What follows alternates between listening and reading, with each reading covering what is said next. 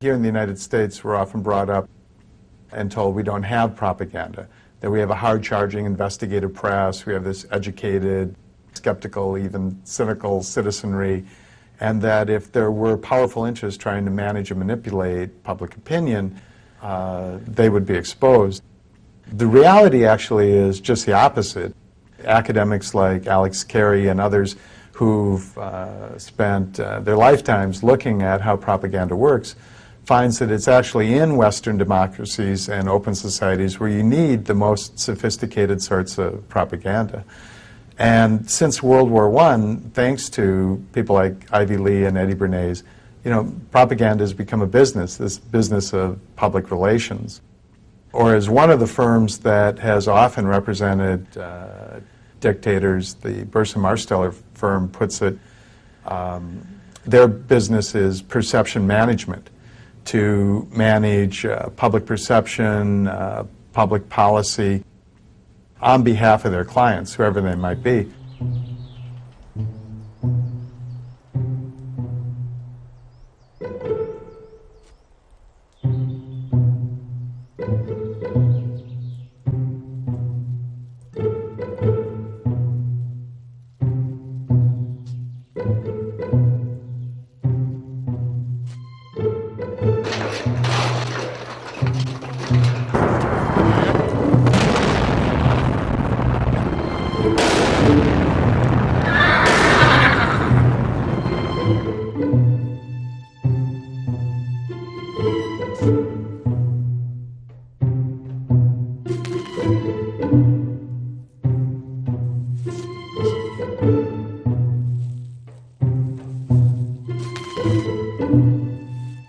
April 9th, 2003. Throngs of Iraqis spontaneously attack a statue of Saddam Hussein, the face obscured with Old Glory. Later, the stars and stripes are replaced with red, white, and black, symbolizing the transference of power from the liberators to the liberated. Defense Secretary Donald Rumsfeld describes the scenes as breathtaking. For the British Army, they are historic. BBC Radio calls them amazing. And they were, because the entire event was staged. Years after the operation, a U.S. Army report admitted that the toppling of the Saddam statue had been engineered by a psychological operations group. The document states, "Our TPT, or Tactical PSYOP team, saw the statue as a target of opportunity." A week earlier, another psychological operation laid the groundwork for what followed. The script was for a female Rambo turned damsel in distress to be rescued by U.S. armed forces. In the situation that we're talking about here with Private Lynch, as you know, on about the 23rd of March, her 507th Maintenance Company was ambushed. A number of the members of that maintenance company were killed, a number captured, and a number were unaccounted for, she being one of them. We waited 24 hours to get the cameras there to set up the whole thing to make this a big rescue, and the SWAT team goes in to save her, and that she becomes an instant celebrity overnight.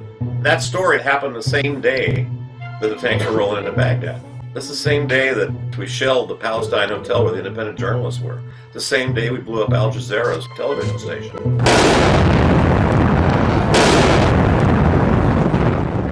And killed one of their journalists. Oh, what we're getting on the front pages of the papers and in the news is the rescue of Jessica Lynch.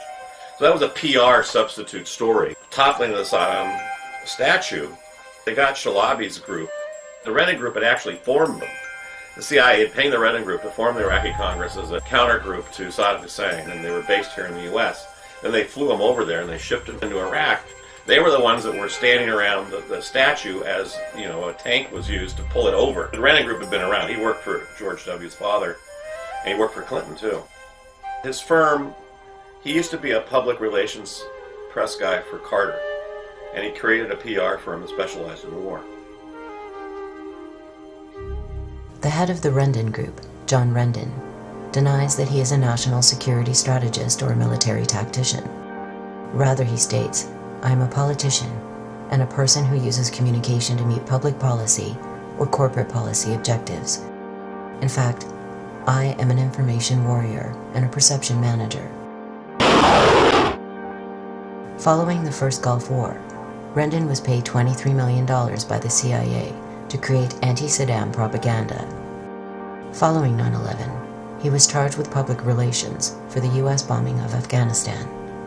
Rendon is far from alone. Public relations has mushroomed into a $200 billion a year industry, with PR flacks in the United States now outnumbering journalists. Propaganda has become the primary means by which the wealthy communicate with the rest of society. Whether selling a product, a political candidate, a law, or a war, seldom do the powerful deliver messages to the public before consulting their colleagues in the public relations industry. Colin Powell presents a now typical case. He didn't choose a seasoned diplomat for the position of Undersecretary of State. Instead, he chose Charlotte Beers, known in PR circles as the Queen of Madison Avenue. Her resume includes successful advertising campaigns for Head & Shoulders Dander Shampoo, Uncle Ben's Rice, and now Uncle Sam. You see a news show, you watch 60 Minutes or a Fox program or whatever it is, you tend to give more credibility to what you're told is journalism. If an advertisement comes on, hopefully you tend to be more skeptical of that because obviously somebody put an awful lot of money into crafting this slick TV ad and airing it. But what you probably never suspect is that that news story you just watched was also crafted by a company given to the TV station or network with the understanding that they would put their own logos on it, identify it as real journalism, and air it. Colonel Sam Gardner would eventually chart 50 false news stories created and leaked by the Bush White House propaganda apparatus prior to and during the assault on Iraq. Foremost amongst these were the lies that led to the war in the first place. It was not bad intelligence that led to the invasion, concludes Gardner. It was an orchestrated effort that began before the war and was meticulously planned to manipulate the public. In 2002, when the Bush administration was conducting its massive public relations campaign to sell the war, out of Donald Rumsfeld's office in the Pentagon, there was something now referred to as the Pentagon Pundits program, where literally scores of former high-ranking military generals and admirals and colonels were getting their talking points for their appearances on TV news shows directly from the Pentagon. They would literally go to the Pentagon, be on phone conferences with the Pentagon, travel with the Pentagon, and then go on TV as supposedly independent sources. Although most of them were actually being paid in the private sector because these are retired military officials by defense contractors, and many of them were actually registered lobbyists for military contractors. So there's a bit of a conflict of interest right away when your bread and butter is based on being able to sell armaments and bombs and missiles, and you're supposed to be just a patriotic ex-general giving an honest opinion of what's going on. And even though that's illegal, there's no way to really stop it. And the most powerful medium through which it occurred refuses to even report on the scandal.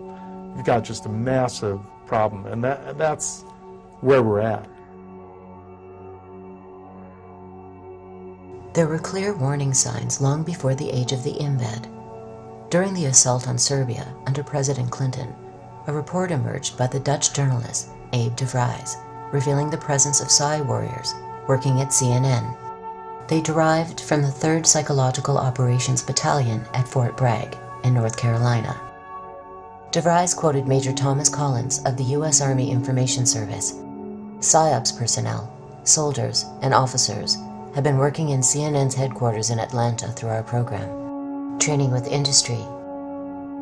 They helped in the production of news.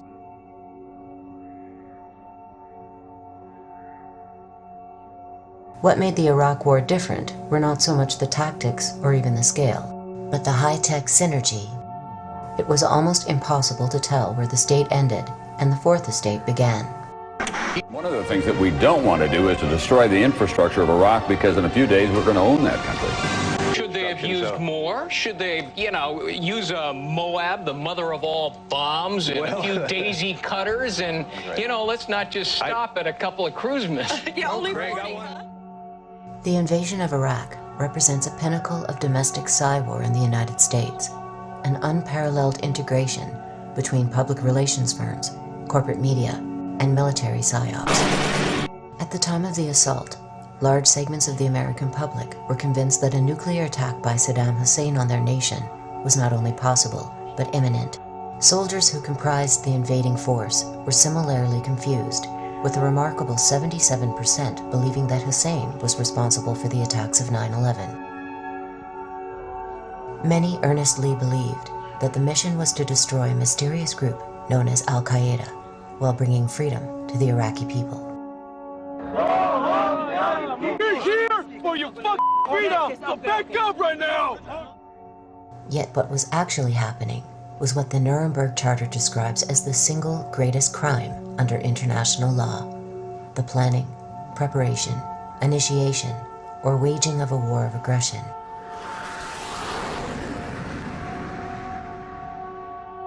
Seven years later, the results of the invasion are clear.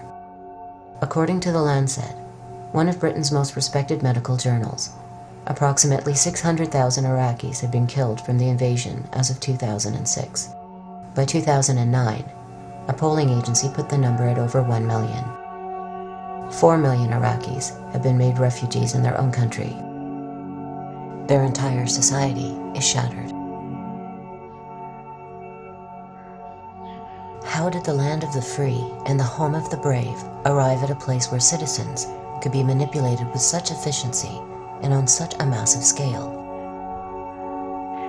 Our story begins in an unlikely place, a coal mine.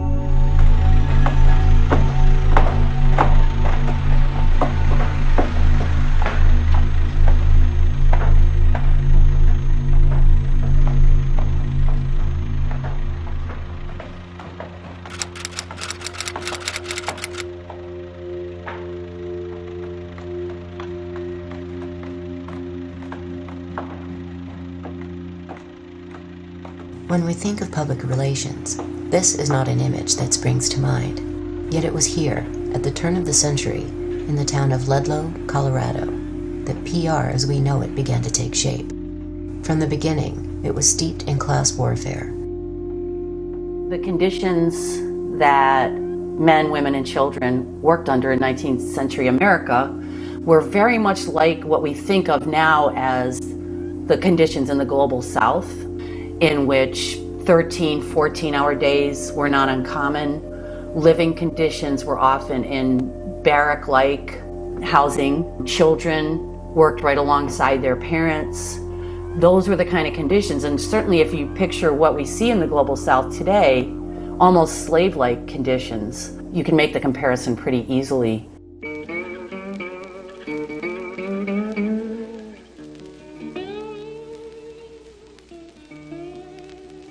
Like workers in most other industries at the time, the coal miners in the town of Ludlow were organizing to win basic rights. In 1914, the United Mine Workers Union called for coal companies to grant safe working conditions, tolerable wages, and compliance with state mining laws. In response, a labor organizer at Ludlow was shot to death by gunmen working for the Colorado Fuel and Iron Corporation, owned by the Rockefeller family.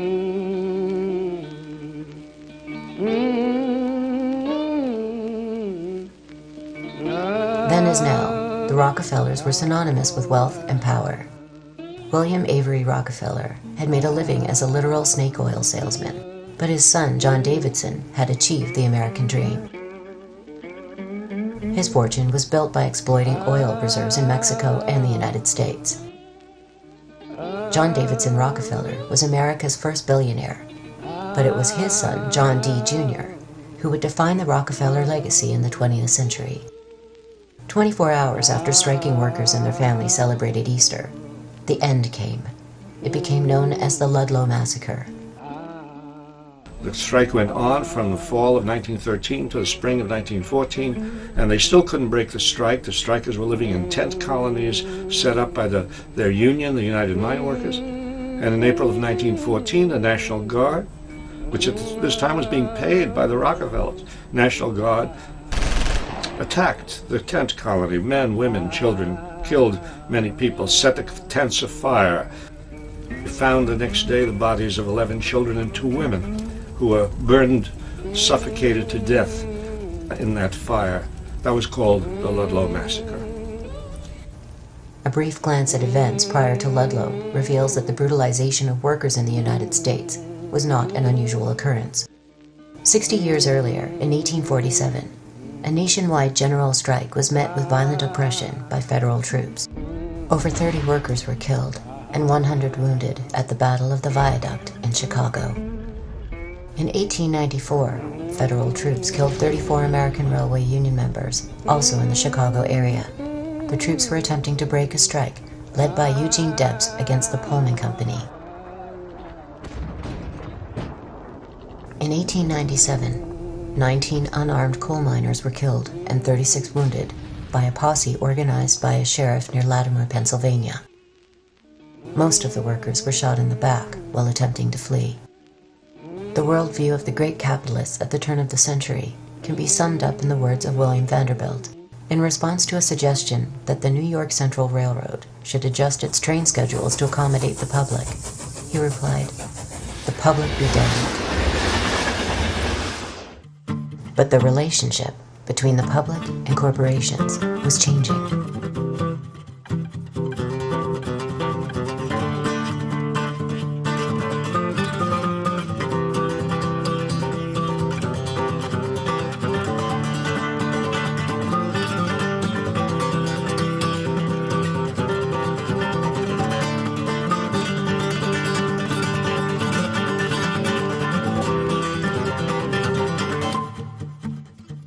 Decades of organizing and rebellion had given rise to a vast network of labor groups with increasing political power.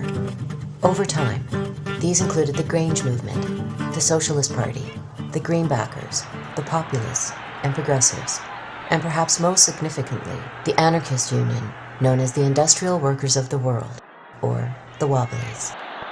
Following the massacre at Ludlow, soldiers in Denver refused to participate in further attacks against the miners, declaring that they would not engage in the shooting of women and children. Demonstrations erupted across the country. A march occurred in front of the Rockefeller offices in New York City. A clergyman protested outside a church where Rockefeller liked to give sermons, only to be beaten by police. In modern parlance, it was a PR nightmare. Ivy Lee went to work for, among other clients, the Rockefellers.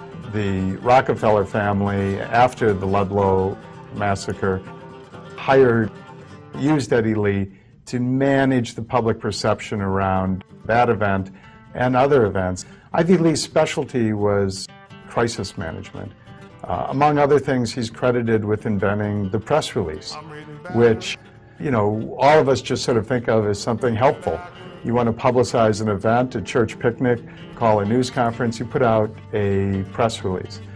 But at the time, the idea was very radical because what Ivy Lee was saying is, well, we're going to manage this crisis by calling attention to it. We're going to actually assist and help the news media and journalists in covering it. What he knew was that the degree to which journalists became used to and dependent on his services was the degree to which he could actually cultivate and manage coverage. Lee began by waging a disinformation campaign. He put out news bulletins claiming that the 2 women and 11 children at Ludlow had not been killed by militia, but by an overturned stove. He circulated stories suggesting that Mother Jones, in addition to being a labor organizer, was a madam who ran a bordello. He ghost wrote letters to the governor and even to President Wilson. Lee's techniques achieved little success, in part because he himself had become a highly visible figure. In future, PR experts would learn that their techniques are rarely effective unless practiced in the dark. Yet one of Lee's innovations was epoch-making. Upon learning that the Rockefeller Foundation had $100 million set aside for promotional purposes, he convinced Rockefeller to donate large sums to colleges, hospitals, churches, and charitable organizations in order to generate positive publicity. He also suggested that Rockefeller Sr. begin handing out money in public and that Jr. appear in staged photo ops at work sites. What Ivy Lee understood was that the corporation needed a makeover. Widely perceived as greedy, tyrannical institutions, corporations needed to manufacture an image of warmth and caring.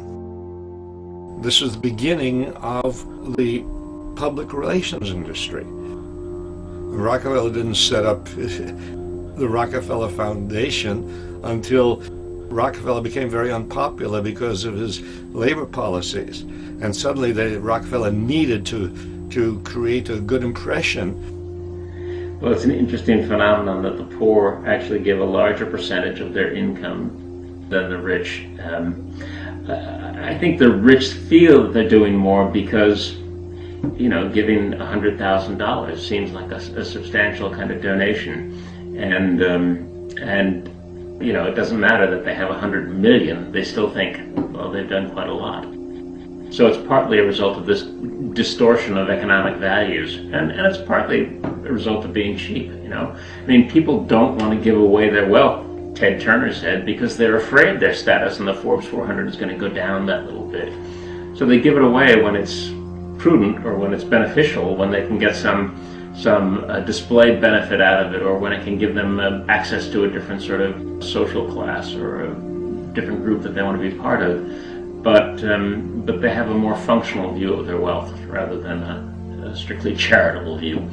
Charity, and private charity, and you might say government charity, any kind of action that sort of relieves people's distress a little bit without changing the system, maintains the system. In fact, that is the way the American system, which is very exploitative and very unfair, that's the way the American system has been maintained for all these centuries, really, by giving people a little bit and giving enough people, just enough, to prevent them from breaking out in open rebellion.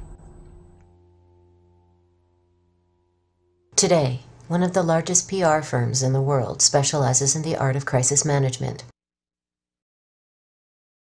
Burson Marsteller holds offices in 35 countries and has served clients as varied as cigarette maker Philip Morris, chemical giant Union Carbide, and the Monsanto Corporation, a company specializing in genetic engineering and other life sciences. Like the Rendon Group, Burson Marsteller is bipartisan to the core. Its worldwide president and chief executive, Mark Penn, served as Hillary Clinton's key political advisor during the 2008 election.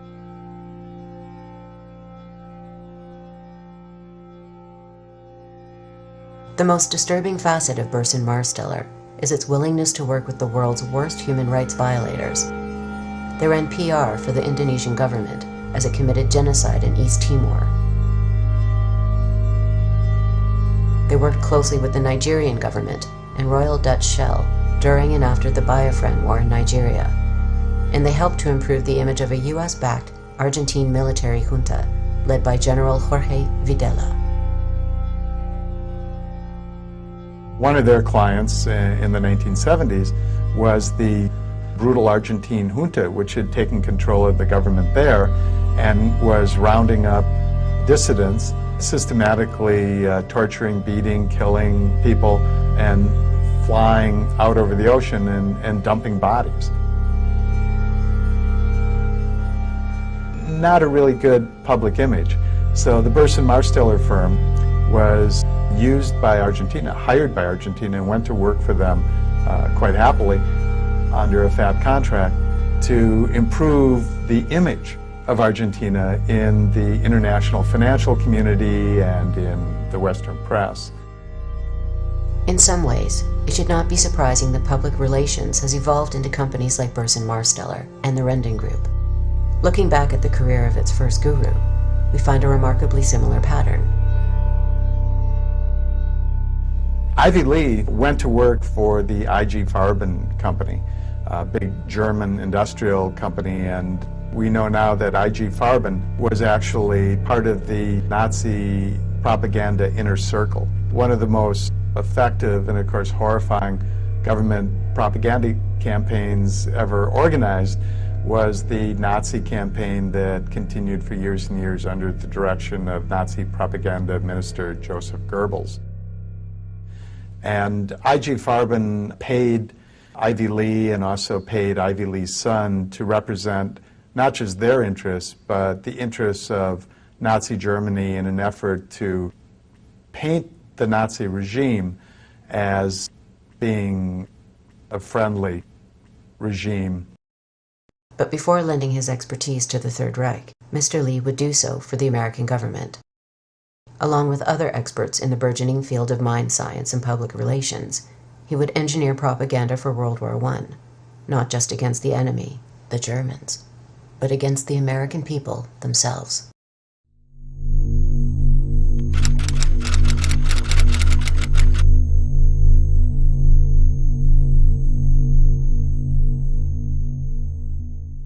We often talk about the propaganda being relatively recent, but of course it isn't. Even in ancient societies that weren't democratic, especially large states, it was understood by elites that if you don't have the support of the people, you could be in trouble. And so a fair bit of attention was actually given to legitimizing military adventures. I'm remembering here a passage from an old Chinese text, I think it's Han Fei, so it would be about 2,300 years ago, where the author of the book says, in general, and I'm quoting now, in general, war is a thing that the people despise. Therefore, when a young man is to be sent off to war, his wife, his parents, his family should gather around him and say to him, conquer, or let me never see you again. And this is a very powerful sense of, well, first of all, the violence done to that young man, but also of the sense that war is disgusting to most people, and it is often not in their best interest, and therefore one needs all kinds of songs and dances. And in this case, threatening the young man essentially with dispossession. You can't return to your family, you can't return home, you'll be disgraced, honor, security, everything is being played upon her. And it continues.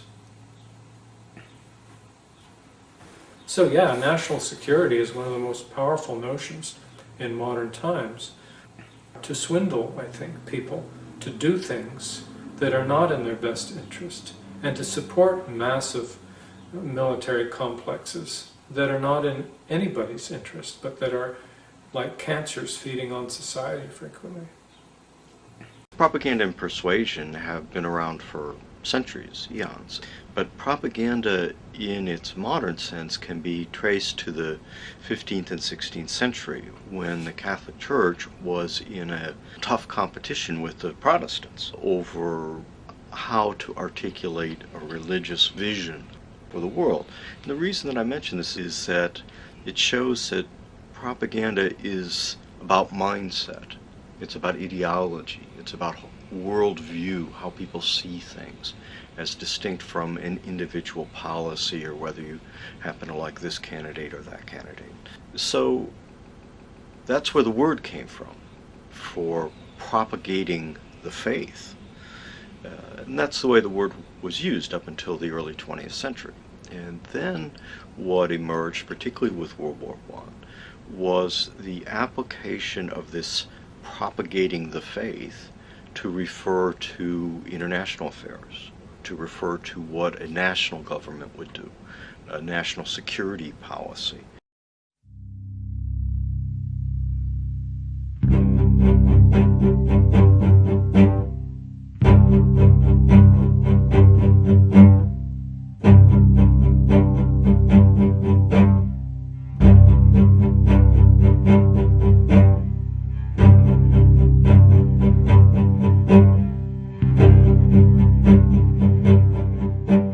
Up to World War I and during World War I, what one saw on the geopolitical stage was a crisis of empires. Empires were disintegrating, they were falling apart.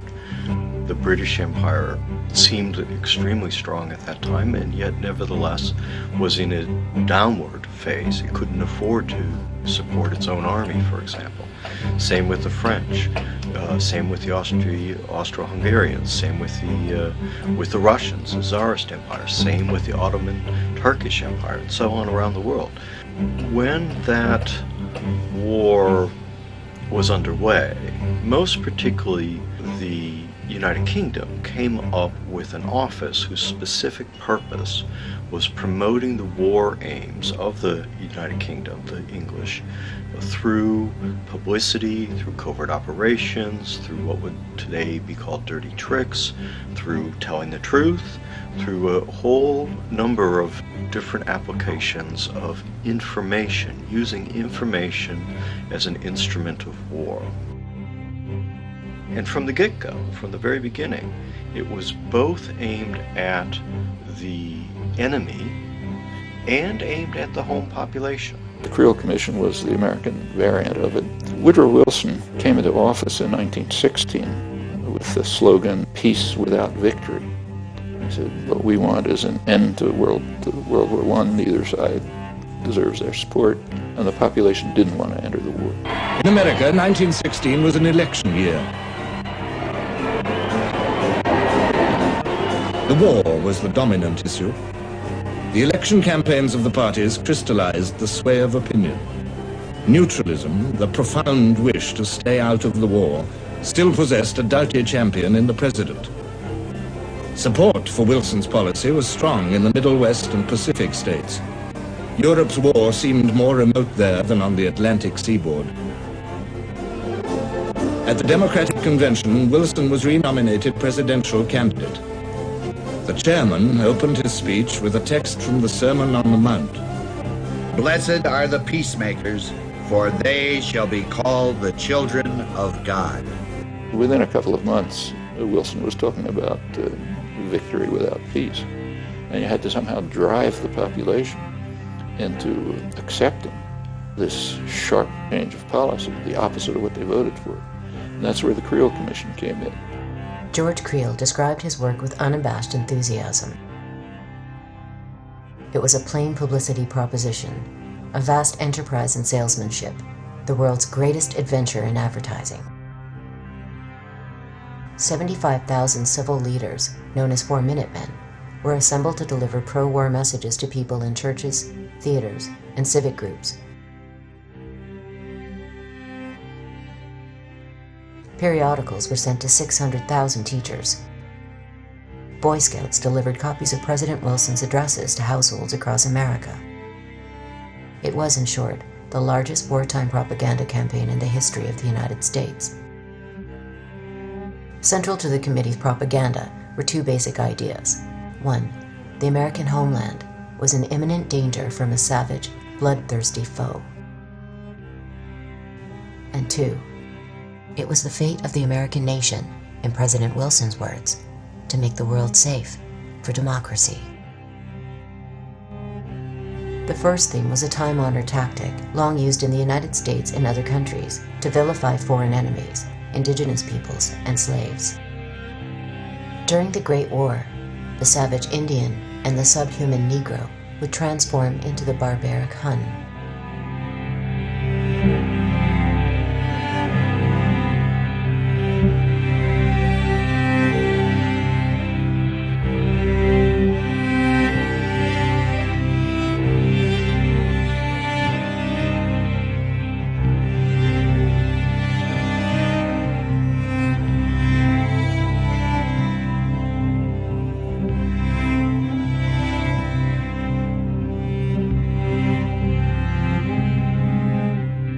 The caricature of the bloodthirsty Hun was bolstered by a series of fake news reports leaked by the new propaganda industry and disseminated to the public. Among them, the babies in Belgium had had their hands cut off, were being impaled on bayonets, and in one case, nailed to a door. That a Canadian had been crucified by German soldiers, and that dead bodies were being boiled down in so-called corpse factories to be used for ammunitions and pig food. In a foreshadowing of the Freedom Fries incident, sauerkraut was renamed Liberty Cabbage. False atrocity stories would become a staple for nations in wartime throughout the 20th century. A recent example occurred prior to the First Gulf War. While I was there, I saw the Iraqi soldiers come into the hospital with guns. They took the babies out of the incubators took the incubators and left the children to die on the cold floor. As it turns out, the massacre of babes never occurred. The young girl was actually a member of the Kuwaiti royal family and had been coached by the public relations firm Hill and Knowlton to give persuasive false testimony. Kids in incubators, and they were thrown out of the incubators so that Kuwait could be systematically dismantled.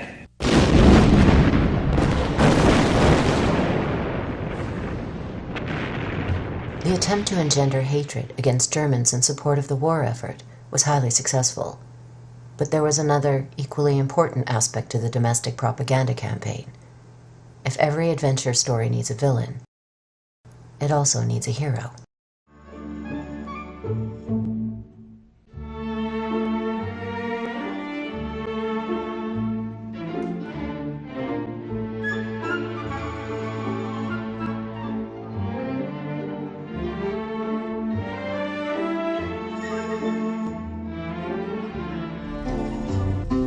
This is a song I made about when they was drafting the men. Uncle Sam say he travel east and travel west. Uncle Sam say he believe he know the best. Uncle Sam said, Uncle Sam said, Uncle Sam said, you got to bottle up and go. I'll travel the east. Creel estimated that 72 million copies of 30 different booklets about American ideals were sent across the United States, with millions more sent abroad. In addition to influencing the minds of Europeans, the goal was to redefine for the home population the very concept of what it meant to be American. The new American would not interpret events from what Creel called a class or sectional standpoint, but rather as a unified collective. In this manner, the people could be herded into one white-hot mass instinct. Previously, military action by the United States had been justified under the pretense of maintaining order, protecting American interests, and bringing civilization to the savages. Now, the word civilization would transmute into democracy. You don't have to hesitate on the Sam say. You got it by love and go. Next number is called 192. Marshall McLuhan, the Canadian communications theorist, once said that if a fish could talk, and you could ask a fish, what's the most obvious element of your environment? The last thing that the fish would say would be water. That's the last thing the fish would notice. And it's true about any culture. Those things that are most powerful and most obvious to an outsider don't get seen by the people swimming in that water.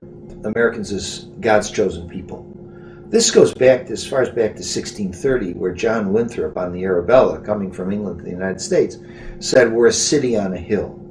It's not an accident that in the campaign, debates and stumps of the recent candidates, you had Barack Obama actually saying that, we are a city on a hill, as well as Sarah Palin. Ronald Reagan said it in his inaugural address. I've spoken of the shining city all my political life, but I don't know if I ever quite communicated what I saw when I said it. But in my mind, it was a tall, proud city built on rocks stronger than oceans, windswept, God-blessed, and teeming with people of all kinds living in harmony and peace. We're a city on a hill. And so our mission is to democratize the rest of the world. We've got the best system possible.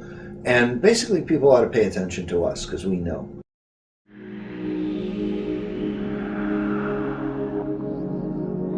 The idea of a particular state cast as savior of the world would be taken to new heights in the United States. But it wasn't an American invention. The savior motif was used as a justification for virtually every imperial intervention during the colonial era. French leaders spoke of a civilizing mission in their new colonies. British leaders spoke of bringing progress and civilized government to India. Imperial Japan spoke of unleashing an earthly paradise in Asia, while the Third Reich dreamt of a worldwide utopia.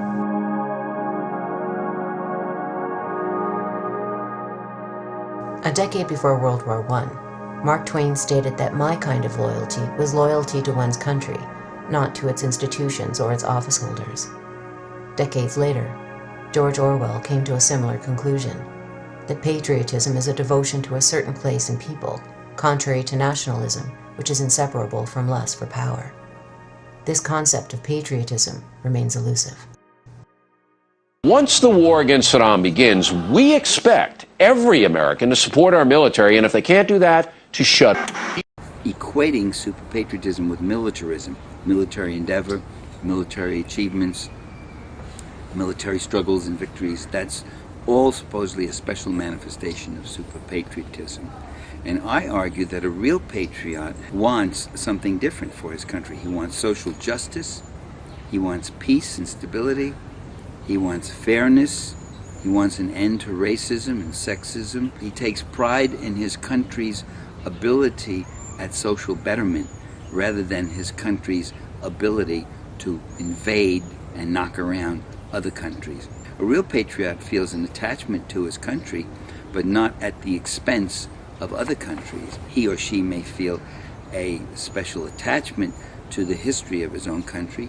He values the accomplishments of his country, like the abolition of slavery, emergence of collective bargaining and the rights of working people for a better life, the gains made by women in terms of being able to get into public life. These are the kind of things that the real patriot would value. In October 2001, George W. Bush signed into law what civil libertarians characterized as an all-out assault against the Bill of Rights. It was called the Patriot Act. During the Great War, similar bills were passed. The Espionage Act of 1917 and the Sedition Act, passed a year later, authorized huge fines and lengthy prison terms for anyone who obstructed the military draft or encouraged what was termed disloyalty to the state. The sweeping legislation was quickly put into effect. And first on the list were the Wobblies.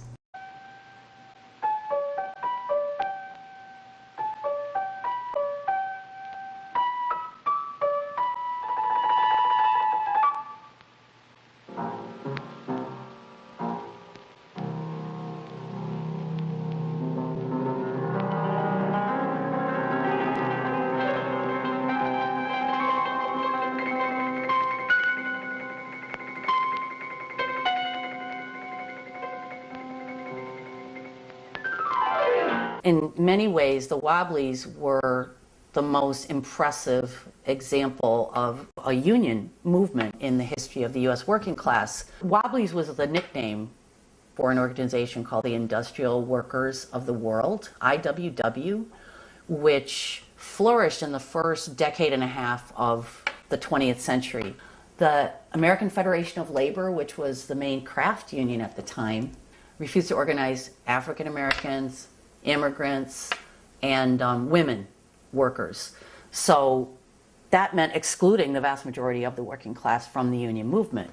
Along come the Wobblies, and they set out from the beginning specifically to organize immigrants, women, African Americans alongside white workers in what they called one big union. They led some of the most successful strikes. One of their strikes was the first sit-down strike at the time. Women workers played leadership roles, something that was absolutely unheard of at the time. Their philosophy was a revolutionary philosophy. It's known as anarcho-syndicalism. A federated, decentralized system of free associations incorporating economic as well as social institutions would be what I refer to as anarcho-syndicalism, and it seems to me that it is the appropriate form of social organization for an advanced technological society in which human beings do not have to be forced into the position of tools, of cogs in a machine.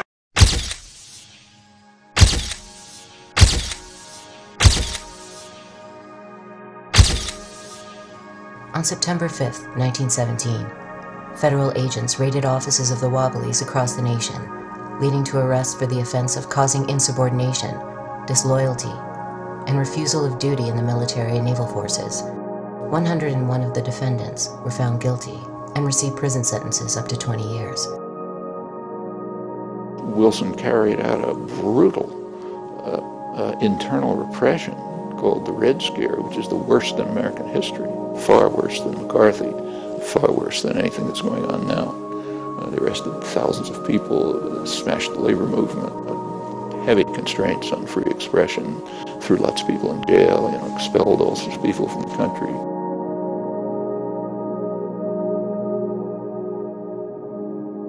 Yet what had started as a hunt against radicals soon spread to every corner of American society. Patriots were encouraged to inform on friends and neighbors who spoke out against the war, while surveillance increased dramatically, not only by the military, but by seemingly benign institutions like the postal system. The state flourishes in time of war. The state grows stronger in time of war. The state accumulates power. The military is enhanced. The forces of repression are enhanced. War is an opportunity for the government to grow in power.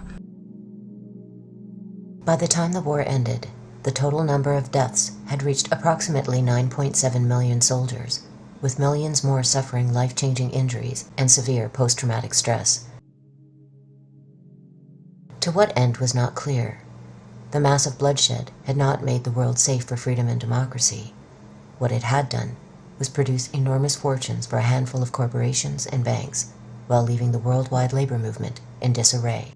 If the Great War had been a test of the Constitution and the concept of balancing the powers by each other, it failed. The United States Supreme Court, established in Schenck versus United States and Abrams versus United States, that the federal government could suspend constitutional rights when the nation faced, quote, a clear and present danger. Randolph Bourne, speaking of the Great War as a whole, responded preemptively with a now famous dictum. War, he said, is the health of the state.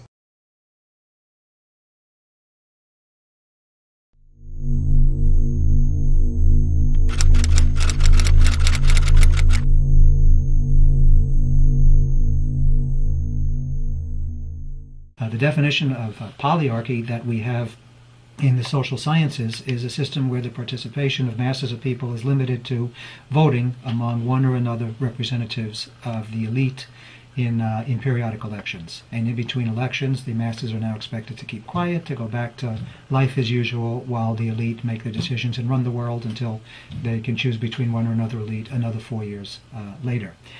So really, polyarchy is a system of elite rule, and a system of elite rule which is a little more softcore than the type of elite rule that we would see under a military dictatorship, for instance. But what we see is that under a polyarchy, the basic socioeconomic system does not change. It does not become democratized. Wealth is not redistributed downward.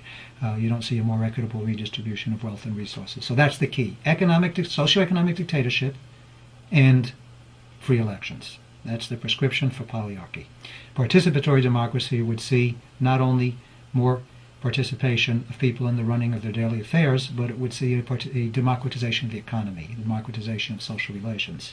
In the 20th century, you can't really talk openly about rule by the rich. That doesn't sound nice. The devices that have been developed, propaganda devices, are ruled by the more competent, the technocratic elite, the responsible people, the educated sectors. There's a huge literature on this, but maybe the primary source for the 20th century is the leading public intellectual of the 20th century in the United States, Walter Lippmann, highly respected commentator on public affairs, also a theorist of democracy. During World War I, people who later emerged as sort of the founding fathers of modern communication research, modern communication applications, mass media applications. Quite a number of them had worked as propagandists during World War I, often as relatively young people who were shaping their own ideas at the time. One of them was Walter Lippmann, and Lippmann has emerged really to this day as a leading intellectual light of a particular way of looking at society. Today, Walter Lippmann is known as the Dean of American Journalism. Yet during the Great War, he had been chief leaflet writer and editor of a U.S. propaganda unit. He also served as secretary of the Inquiry, a quasi-intelligence agency. Before dealing with Lippmann's contributions to political theory, we first have to understand the forms of democracy that have characterized the United States and other Western nations since the age of the Great Revolutions. A leap forward from the age of monarchy, the new nation-states would nevertheless preserve the concept that wealthy elites had the right to rule over the mass of the population. Well, it's done me a sight of good coming forward in time like this, to see how wonderful things have turned out. But I wish I could take you back with me, back in time, back those 200 years when we were starting as a nation. I wish you could have seen this country then.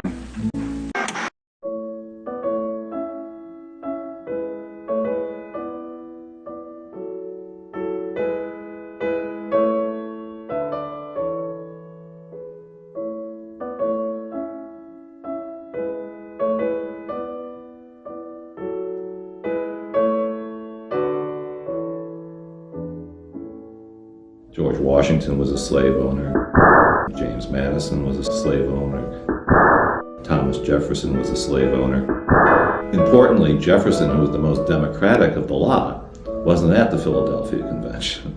He was ambassador to France, and he picked up a lot of radical ideas from the French Revolution, which didn't exactly endear him to people like Alexander Hamilton. The initial divide in American politics then goes back to those roots. It's Jeffersonian Democrats against Federalists, the leader of whom, until he was killed by Burr, was Alexander Hamilton. Essentially a class struggle, a class conflict. Thomas Jefferson was, in fact, a fairly radical democratic thinker in his time. And clearly the Declaration's statement that we hold these truths to be self-evident, that all men are created equal and endowed by their Creator with certain inalienable rights, was a powerful democratic statement. And although Jefferson would not have applied it to women or to Indians or to blacks, nonetheless, in all of those cases, those words would come back to be very serviceable for those groups in pushing civil rights and civil liberties forward in the United States from where Jefferson's statement left them. The problem with the Declaration of Independence was that once independence was won from Britain, then the question became one of governance. How were these former colonies of Britain to govern? What led immediately to the Constitutional Convention in 1787 were a series of uprisings by debtors, essentially, not just in Massachusetts. The most famous is, of course, the Shays Rebellion in 1786. The American state was founded largely to get the Ohio Valley, largely to cross the Appalachians. That is the Constitution, to organize an army and money in order to conquer further lands more to the west. That's the origin of the USA. But to do that, the slave masters are not going to do the fighting. What they will do is hire poor people to do it. But when they don't pay the poor people, as they didn't pay Daniel Shays takes matters into his own hands in 1787 and goes to the courts and shuts down the courts because the courts were beginning to foreclose on the grounds that Daniel Shays and the other veterans from the American War of Independence did not have the money to pay back. Debtor riots were happening throughout the 1780s, and they were sufficiently scary from the point of view of people with property that they had to do something about it. And what they did about it was essentially overthrow the Articles of Confederation and instill a much stronger, much more able government to protect the property interests that were in dire threat from the people, quote unquote. This was an elitist, you could almost say coup d'etat, except there wasn't any strong central government to launch a coup against. They were really trying to set one up and protect it against majoritarian interests, especially economic interests, especially property interests, especially threats from people who didn't have much. First thing they did when they got to Philadelphia in 1787 was they locked the doors. The only reason we know what happened behind those closed doors were that people like James Madison kept extensive notes. The American Constitution was formulated primarily by James Madison. He's the major framer of the Constitution, and he wanted to overcome what he called the tyranny of the majority. He said a primary goal of government is to ensure that the opulent are protected from the majority. So therefore he designed the Constitution in such a way that, as he put it, the wealth of the nation will be in charge. The more responsible set of men, those who sympathize with property owners and their rights. And the system was designed that way. Power was in the Senate, which was the least representative body, and it was the wealth of the nation. In fact, it still is. The House of Representatives, which is more democratic, in theory, was given much less power. And the powerful executive is also supposed to represent the wealth of the nation. In Madison's defense, one should say that he was really pre-capitalist in his mentality. He assumed that the wealthy would be what he called benevolent gentlemen who would not be concerned with their own interests, but with the benefit of the people. Adam Smith, who preceded him, was much more realistic. He pointed out that the principal architects of policy, namely the merchants and manufacturers in his day, they ensure that policies are designed so that their own interests are protected, no matter how grievous the effect on others, including the people of England. It's rather interesting to compare Madison's thinking, which founded this country, with the first major book on politics, namely Aristotle's Politics. Aristotle surveyed many kinds of systems and decided that of all of them, didn't like any of them, but he said of all of them, democracy is probably the best. But he said that democracy has a problem, and it was the same problem that Madison noticed centuries later. He said if in Athens everyone had a right to vote, the poor majority would attack the property of the rich, insist that it be divided, and he also felt that was unfair. But Madison and Aristotle had opposite solutions. Madison's solution was to restrict democracy. Aristotle's solution was to restrict inequality. Opponents of the new government were called anti-federalists, though the term is inaccurate. The majority favored some form of federation, but insisted on more localized control, with a more participatory democratic system. The Bill of Rights, the first 10 amendments to the Constitution, they were the price the Federalists had to pay in the ratifying conventions to pass the document. So the democratic element of the Constitution, which of course is the Bill of Rights, was forced down their throats. It didn't come out of Philadelphia at all. It was appended in 1791 and forced down on the Constitution by the more democratic elements in the society. Even with the Bill of Rights, we have a system which, is hardly perfect from the point of view of civil rights and civil liberties, let's put it mildly. They've trampled all over with the rights of citizens. So the Bill of Rights is hardly an ironclad set of guarantees for civil rights and civil liberties in the United States. I'd hate to think of the United States without it. The anti-federalists were significantly more partial to democratic elements in the society and to the rights of ordinary people than were the significantly more elitist federalists. If the greatest legacy of the anti-federalists was the Bill of Rights, their dream of direct democracy was not to be. At the time, many dissidents made predictions for what they believed would come to pass as the new nation grew and flourished. The natural course of power is to make the many slaves to the few, one anti-federalist wrote. Another objected to the new government because the bulk of the people can have nothing to say to it. The government is not a government of the people. The men of fortune would not feel for the common people. An aristocratical tyranny would arise, in which the great will struggle for power, honor, and wealth. The poor become a prey to avarice, insolence, and oppression. In short, my fellow citizens, it can be said to be nothing less than a nasty stride to universal empire.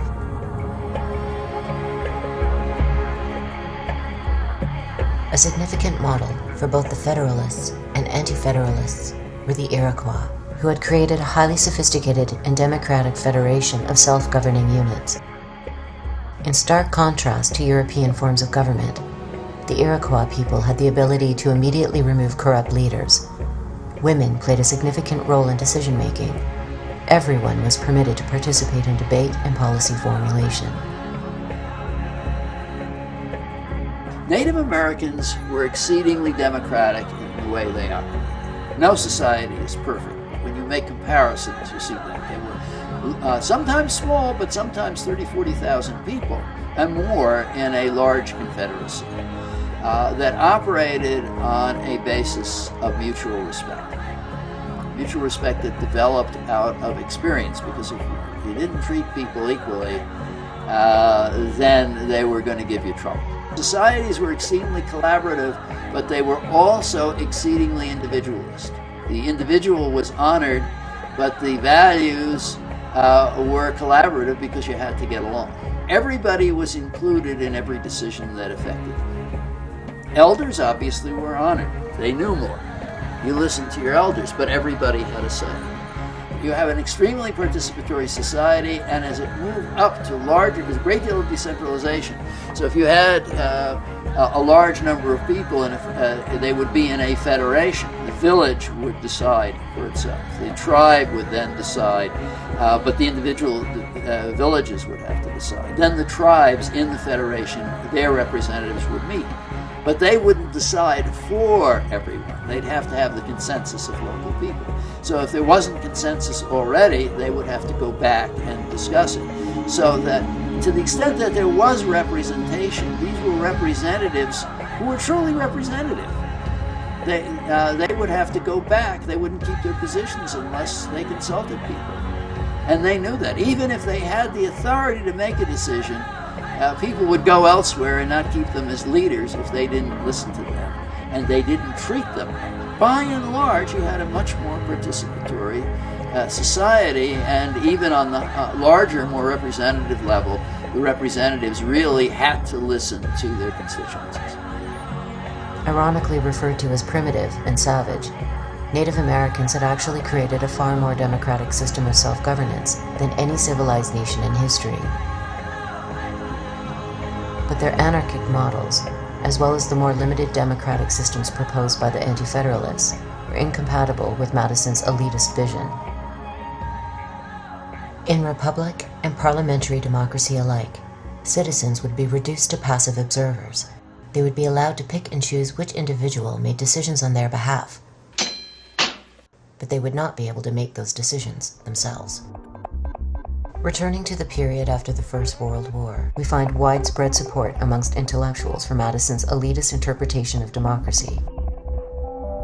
According to Walter Lippmann, the public's function in politics was to be interested spectators of action, but not participants. Yet Lippmann perceived a problem.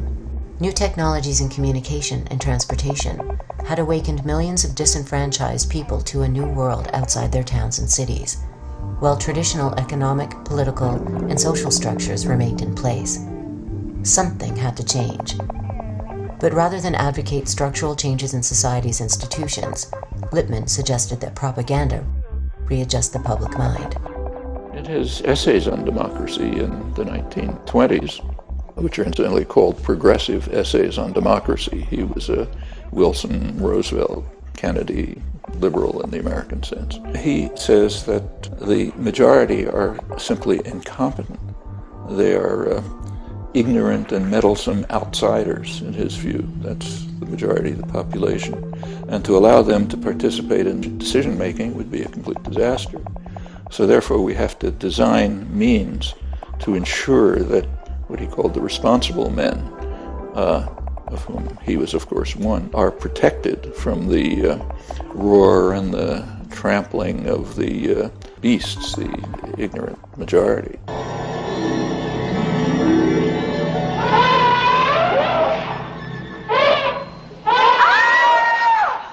And he devised a number of methods. Lippmann called it the manufacture of consent. We have to manufacture the consent of the ignorant and meddlesome outsiders, mass of the population. And the huge public relations industry was developed at the same time. They are the people who manage and control the marketing exercises that are called elections in the United States.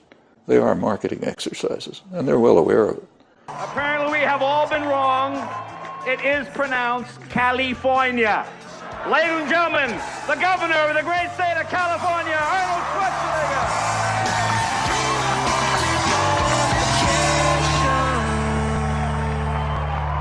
So, for example, in the last election, 2008, the advertising industry gives a prize every year for the best marketing campaign of the year. 2008, they gave it to the Obama campaign, who beat out commercial competitors. The idea is we market candidates the same way we market toothpaste or lifestyle drugs or automobiles.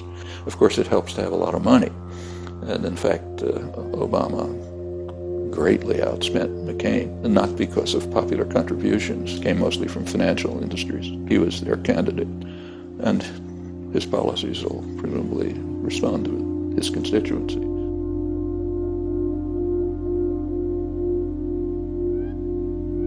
Prominent intellectuals continue to argue that the world's complexity makes democracy impossible. A recent cover story in Time magazine claimed that democracy is in the worst interest of national goals. The modern world is too complex to allow the man or woman in the street to interfere in its management. A man who surely would have agreed was Edward Bernays.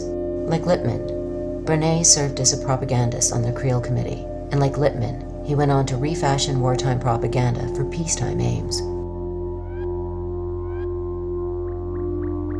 In his classic text, Propaganda, Bernays suggested that elites regiment the public mind every bit as much as an army regiments their bodies. Bernays considered mass mind control so crucial that it constituted, in his words, the very essence of the democratic process. Bernays' opportunity to shine arose when a crisis threatened not only the profits of major corporations, but the entire capitalist system. The solution, as theorized by business leaders, would lead to social breakdown, environmental catastrophe, and further alienation between the American people and their government. It would also lead to wealth on a scale never before imagined.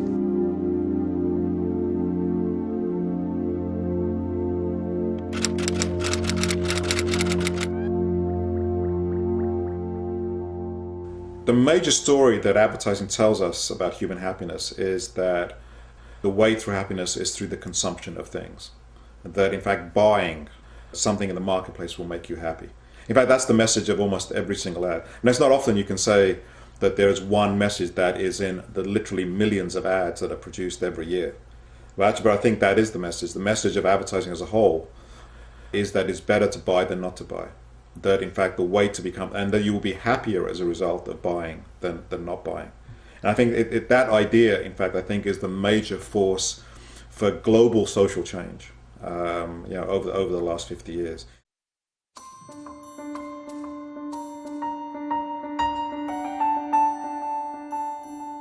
In the 1920s, business leaders were faced with a dilemma.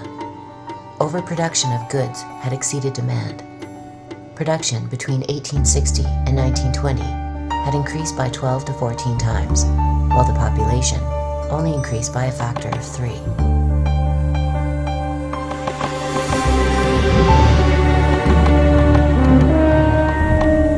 There were several ways of solving the problem.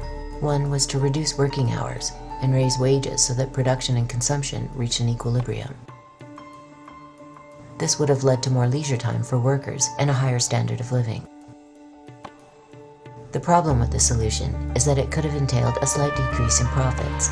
Corporations are mandated by law to maximize profits on behalf of their shareholders, regardless of social or environmental costs. According to business leaders, there was another problem. John Edgerton, president of the National Association of Manufacturers, warned that a shorter work week would undermine the work ethic and potentially foment radicalism.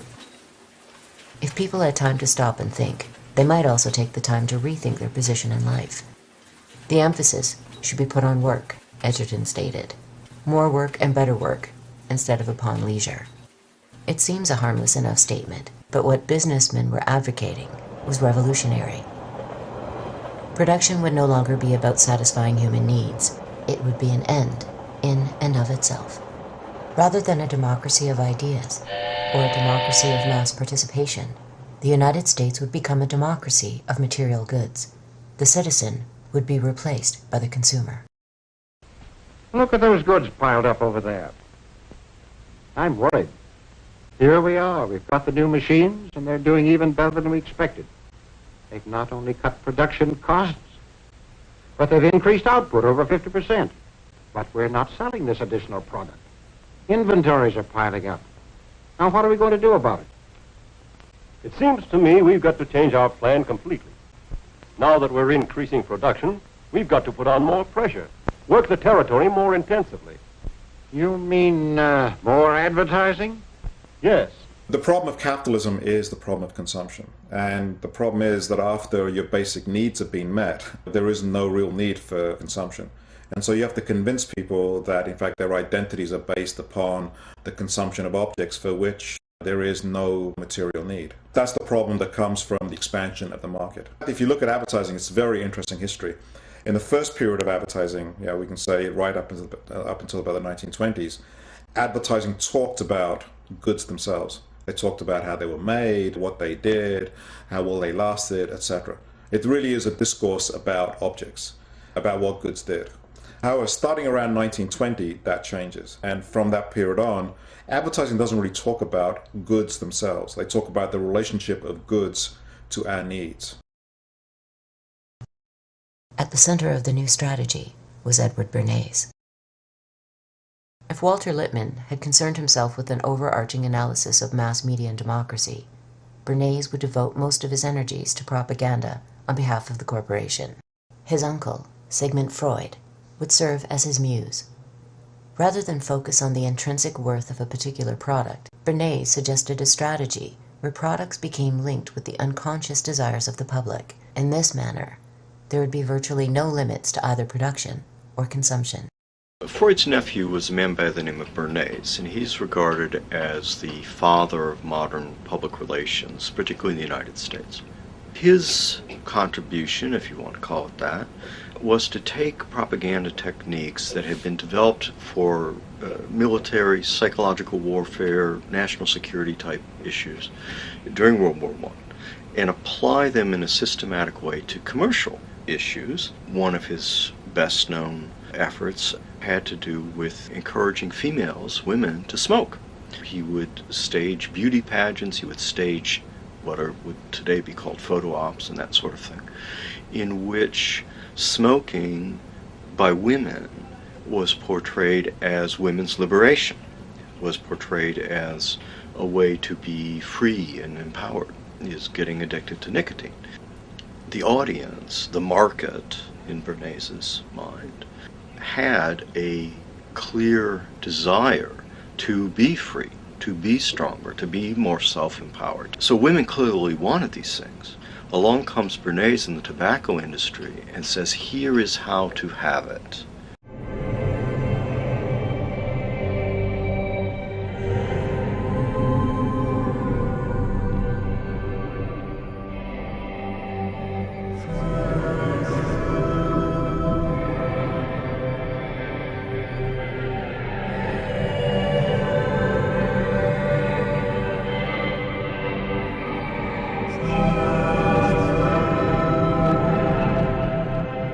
Goods don't make us very happy. Goods are not central to satisfaction. What actually really makes people happy are non-material things. What makes people happy seems to be things connected with sociability. I don't mean to say by that material things have nothing to do with happiness. Poor people are not happy. They don't have access to clean drinking water. They don't have access to food. They don't have access to shelter. So it's not that material things are not connected to happiness. They are to some degree. But once you get past a certain level of comfort, material things simply don't provide us happiness. At the same time, there is this giant propaganda system of advertising that is, again, perpetually telling us that the way to happiness is through objects, the way to happiness is through consumption. What makes people happy are things to do with society, with connection, with personal connection, with autonomy, with relaxation. In fact, when you ask people what it is that makes them happy, goods very rarely come into it. However, the problem is that capitalism has to sell goods. The marketplace provides goods, and therefore what it did was it took the images of the life that people really want, which is a life of meaning, of connection, of sociability, of friendship, of family, of intimacy, of sexuality. Those are the images that it took, and it linked them to objects. And so advertising is both true and false at the same time. If it was simply false, it wouldn't work. But advertising is true to the extent that it reflects our real desires. As bizarre as it may sound for people who dream of fantastic wealth as a cure for unhappiness, the same holds for the wealthy. Beyond a certain level of material comfort, deprivation is relative. At the bottom level, sure, it's $5 million to $10 million a year. But once you've got 5 or 10 million, that doesn't seem like enough because you're associated with people who have 15 or 20.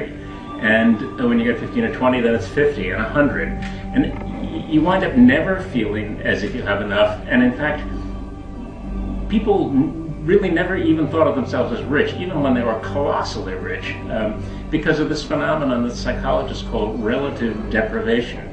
They were comparing themselves not with you and me, but with each other in this little world that they'd come to inhabit.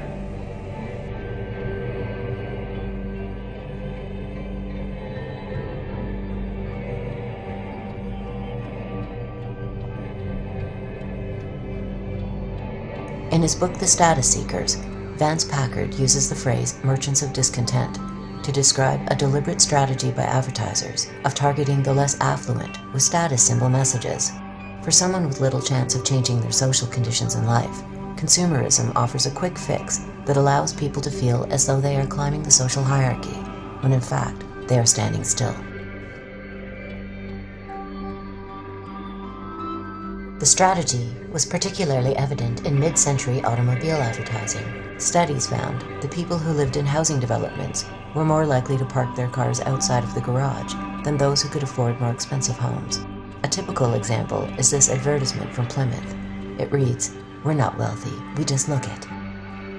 The American way of life would be characterized by a myth which would seem to make political activism unnecessary. In the new democracy of material goods, there were an infinite number of possessions to be purchased by rich and poor alike. There was no need to change institutions because the system was already perfect. It was called the American Dream, and happiness was just one possession away. Our young adults, and the shopping centers are built in their image.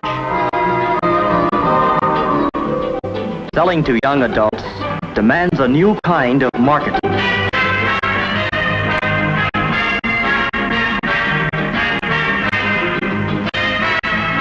For these young adults, the shopping centers have built fountains, commissioned statues, put in restaurants, and freestanding stairways. They've included banks, loan offices, rental plans, plant nurseries, and places to buy building materials. The shopping centers see these young adults as people whose homes are always in need of expansion. People who buy in large quantities and truck it away in their cars. It's a big market. In the tinsel and glitter world of Beverly Hills, superstars reign supreme in million-dollar mansions that hold a weird fascination for everyone else. Visitors rubberneck for hours just for a glimpse through the guarded gates. But for one man already on the ladder to superstardom, just a look wasn't enough. For him, it was love at first sight.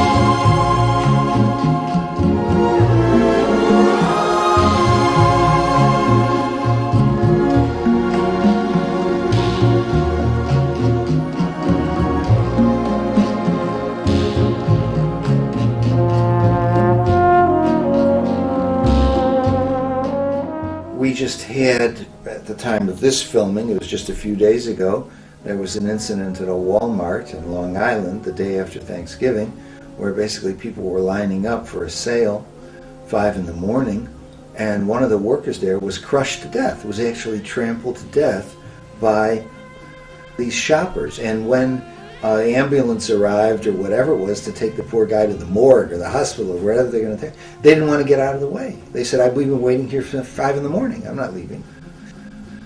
So that would be the consumer society at its finest.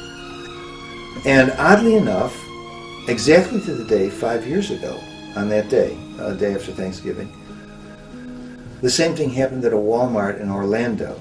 It was not a worker, it was a woman who was shopping there, and she wasn't killed, but she was trampled unconscious, and people wouldn't get out of the way for the medics to take her away. So when you get finally to that point, this is what Marcuse was talking about, and the whole idea of one-dimensional man and so on, was this tremendous emptiness again. And so I'm going to buy things to fill that emptiness up. And then we see the religious power of it, because if the medics arrive basically to take the corpse away or the body to the hospital, and you're not going to get out of the way because you're going to save $50 on a DVD player, that suggests something has gone fundamentally wrong. Everybody's looking restless. Oh, that's an 8-minute countdown!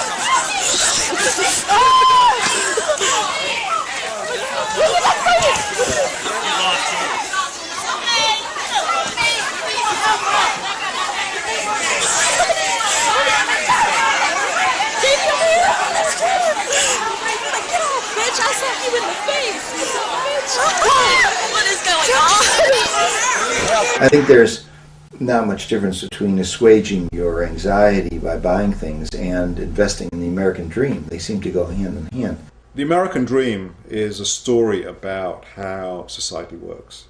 The American dream says that if you work hard, you will succeed. Now, the bedrock of our economic success is the American dream. It's a dream shared in big cities and small towns across races, regions, and religions, that if you work hard, you can support a family. That if you get sick, there will be health care that you can afford. That you can retire. That you can retire with the dignity and security and respect that you've earned. That your children can get a good education and young people can go to college even if they don't come from a wealthy family. And so it says we may start off at different positions. There are people who are rich and there are people who are poor, and they're born into different kind of contexts, but the playing field is level. That's the dream. That's the dream of, pulling yourself up by your own bootstraps. The problem with that is actually at odds with how social mobility works. Social mobility actually is much more based upon class and upon the resources that you have available to you into which you're born. Hi, I'm Paris Hilton, and you're here for the fit on MySpace. Let's go check out my shoe closet first. So, welcome to my shoe closet. As you can tell, I really love shoes. Part of those are material resources, and part of those are also cultural resources as well. There are class structures that keep people mostly in their places. There are some slight exceptions to this where there's movement between, one rung and another, but the level of social mobility is remarkably low in the society. And then the American dream is punctuated by these very visible examples in the media that show us people who are poor who are now rich. And now the question is, if those people are rich, if those people have made it, and a vast majority of the people have not, and the major thing that separates them is their own hard work, then the reason that the vast majority of people are where they are is because that is where they deserve to be. You didn't work hard enough. You're not intelligent enough. The right to life, liberty, and the pursuit of happiness. Some are smart, some not. Some are successful, some not. The United States never had mass prosperity throughout its history. It was just a period from 1946 to 1980 where the prosperity was really, it looked like it was just going better and better and better for everybody. And that came after World War II, with the backlog of tremendous earnings from war industry and such. The GI Bill that came in that developed a whole new big professional class and the like. And that lasted till about 1980. Since then, there have been cutbacks to human services, cutbacks in educational opportunities, and greater inequality. Since 2000 to 2008, the inequality between the very rich and the rest of us, that inequality is greater than it's been throughout the 20th century. So we're back to like 1900 in terms of inequality. Everybody just can't make it. Throughout history, the rich have always argued that the poor are the authors of their own poverty. They're poor because they're stupid, they're disreputable, they're hopeless. People are poor because they are paid less than the value that they produce. You need poverty. Poverty is needed if you're going to have wealth. The only way a rich slaveholder, a Roman senator, or antebellum plantation owner in the South, the only way they can live in this fabulously luxurious mode is by having slaves who work from the crack of dawn down into the night. That's expropriation. That's creating the poverty of the slave or the serf or the worker so that the slaveholder or the lord, the feudal lord, or the plutocrat, the capitalist, can really accumulate wealth.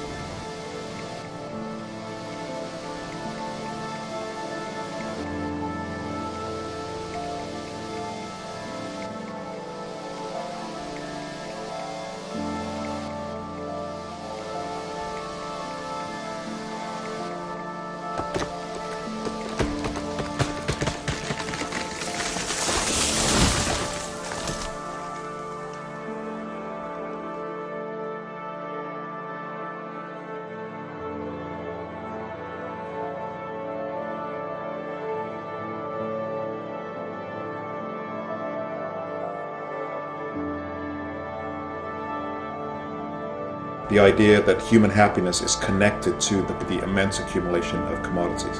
I think that idea is what is driving development in what we used to call the developed world, is driving development in China, is driving development in India. I think it will increasingly drive development in Africa as well. I think we're starting to see the results of what that means for the planet, when not only the 5% of the American population strives for that, but when increasingly the rest of the world also is bought into that, and you then have to provide the goods and the energy that those goods takes to produce, we're arriving at the kind of exhaustion of the physical planet.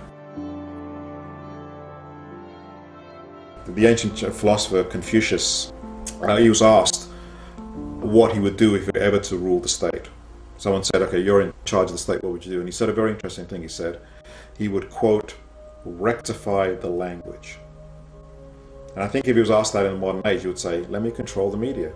If you can control the stories, you don't need to have soldiers on street corners to control them. You can control people in their own heads, in their own imaginations.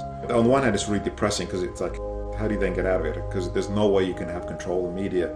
There's no way you can compete with these stories that are told thousands of times a day through advertising, through programming, through newspapers, through the internet now, through video games, through all kinds of ways. At the same time, the reason I'm hopeful, the reason actually gives me some optimism is that capitalism has to do that. That unless it does that, they know that things will fall apart. So capitalism in that sense is like a house of cards. A house of cards, it has to be constantly held together. We have to be told every single day what this story is. And they have to do it every day because it's unnatural. If it was natural, they wouldn't have to do it. And if they stop, they know that in fact it would fall apart. That actually is the great hope for me. Is in fact the amount of time they have to spend convincing us about the value of this society is in fact what gives me hope that that there's an alternative just below the surface, and that alternative is much more human, much more compassionate, is much more connected to concern for other people, is much more connected to concern for the planet, and that it's being held down by this incredible and relentless propaganda system.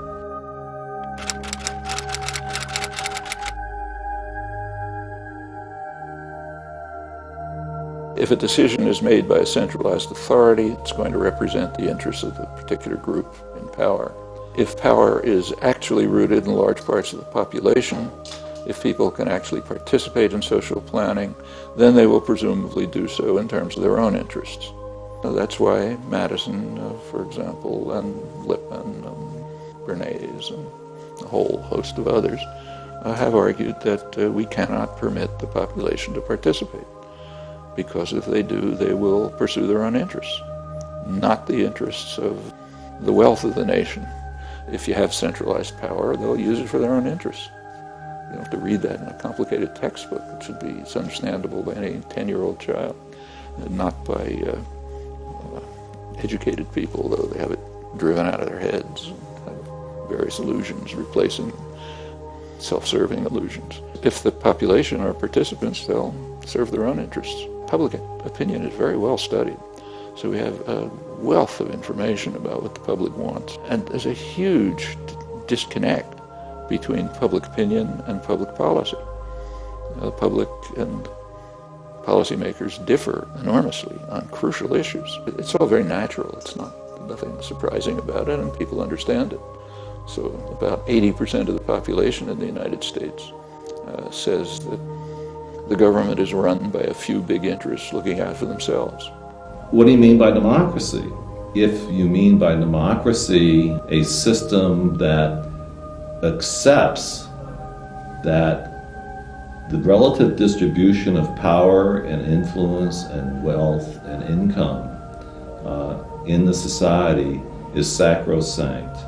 If the social system we call and know as capitalism is inviolable, and you can't, in fact, erode or undercut the primacy of that class's power and property politically, then you've just ruled out democracy. The founders had a very clear idea that in order for political power to be democratic and to be equal, economic power also had to be democratic and equal. Okay? And that was the last thing they wanted. So they saw clearly that behind political democracy was economic democracy. Behind political equality was economic equality. And they did everything they could to block it.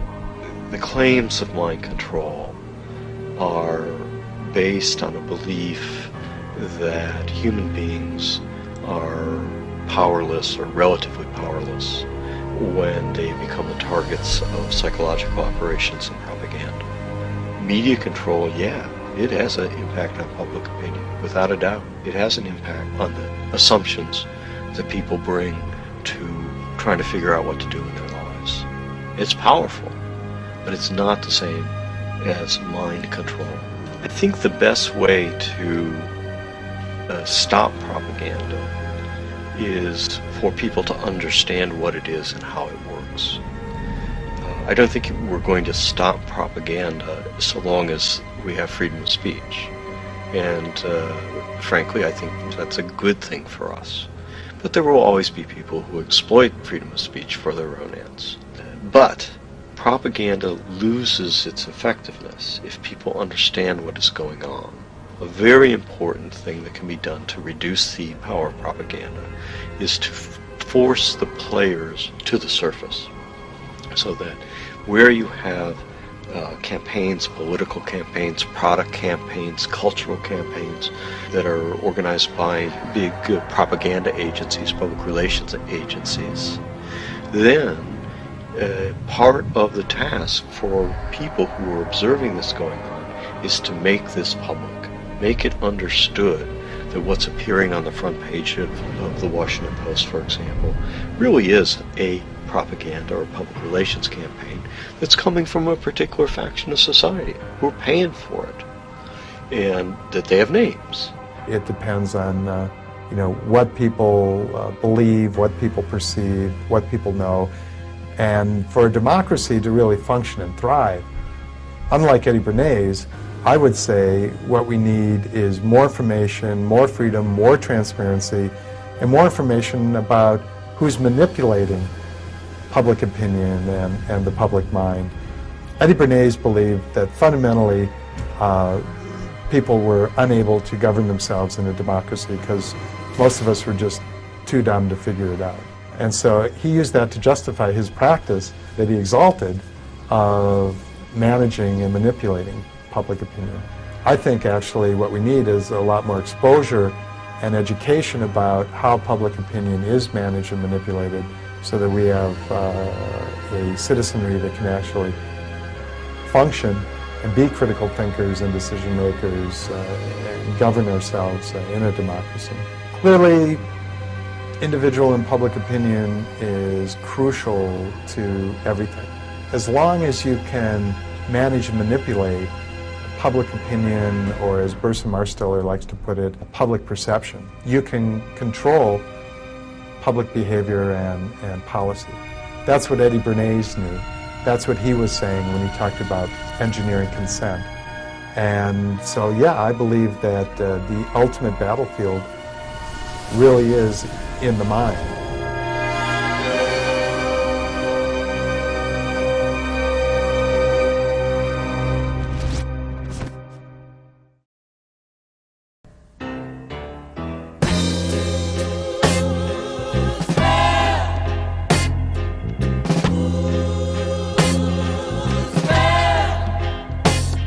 I put a spell on you.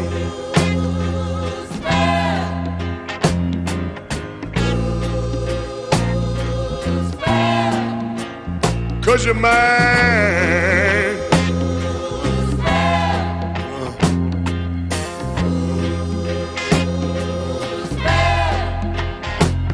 Stop the things you do.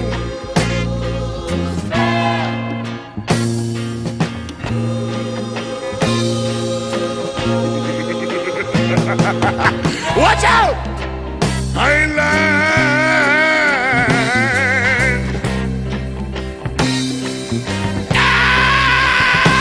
I can't stand. No running around. I can't stand. I can't stand no putting me down. Spell on you.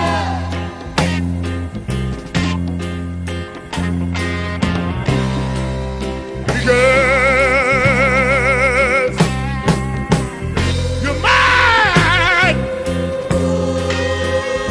Oh yeah. Stop the things you do.